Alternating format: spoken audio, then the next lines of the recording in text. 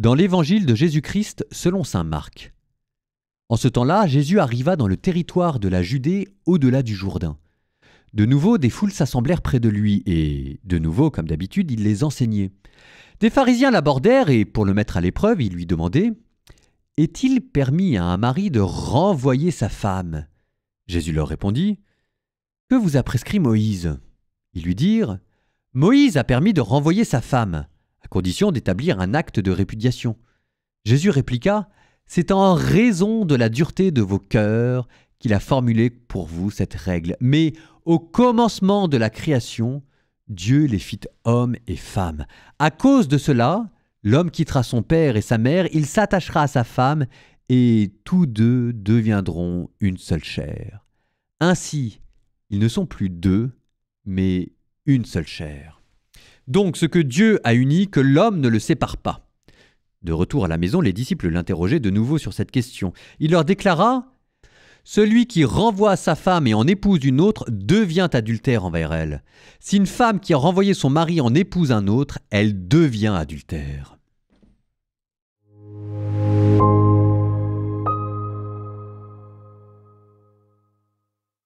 C'est un évangile que l'on retrouve et dans Matthieu, et dans Marc, et dans Luc. Mais si vous me suivez régulièrement, vous savez qu'à chaque fois, il y a des petites différences. La petite différence, elle se trouve dans Matthieu. Et pourtant, c'est aujourd'hui dont je vais parler de ça. Elle se trouve dans Matthieu et c'est une phrase en plus. C'est une phrase, ce qu'on appelle la licence mathéenne. Celui qui renvoie sa femme et en épouse une autre, sauf en cas de porneia en grec, en cas d'union illicite, on ne sait pas très bien ce que ça veut dire. Donc, celui qui renvoie sa femme et en épouse une autre, sauf en cas de porneia, devient adultère envers elle. Et dans l'évangile selon saint Marc, comme dans l'évangile selon saint Luc, cette petite clausule, cette petite nuance a disparu. Il y a écrit « Celui qui renvoie sa femme et en épouse une autre devient adultère envers elle, point à la ligne. » Il n'y a pas de dispense, etc. Et c'est aujourd'hui que j'en parle parce que souvent, quand on parle de cet évangile, c'est pour mettre en avant cette espèce de délicatesse de Matthieu et pour l'interpréter dans le sens de si ton mari t'a trompé, t'as le droit de divorcer. Et en fait, ça marche pas très bien. Parce que vous ne pouvez pas faire porter tout le poids d'un passage sur une phrase qui ne se retrouve que dans un seul évangile, alors que les autres ne le disent pas. Et c'est pour ça qu'on en vient à cette interprétation de se dire que si Matthieu dit que c'est sauf en cas d'union illégitime et que c'est présent ni dans Marc ni dans Luc, ça veut probablement dire que c'est en raison d'un contexte culturel précis.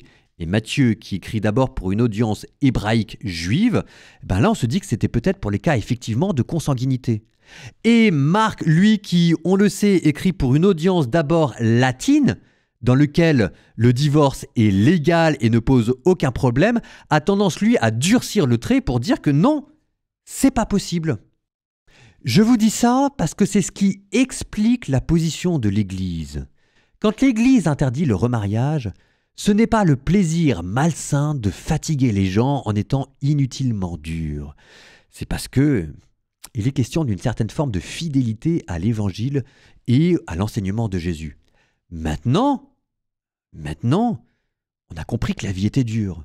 On a compris que c'était difficile, dans une société qui encourage le divorce, d'avoir des mariages qui tenaient longtemps.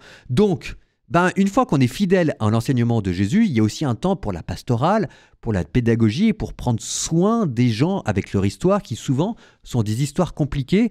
Mais vous voyez, ça vous donne cette espèce d'équilibre qui est un peu un numéro d'équilibriste que l'Église essaye de faire sur la discipline du mariage pour à la fois tenir la fermeté que Jésus demande et en même temps de prendre les gens là où ils en sont avec leur vie brisée et il faut les bichonner, les chouchouter et bénir ce qui peut être béni.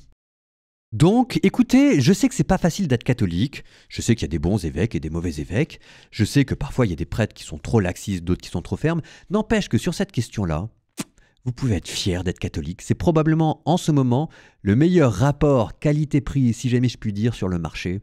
La plus belle manière d'être à la fois fidèle et à la fois souple. Fidèle pour des bonnes choses, souple pour des bonnes choses aussi.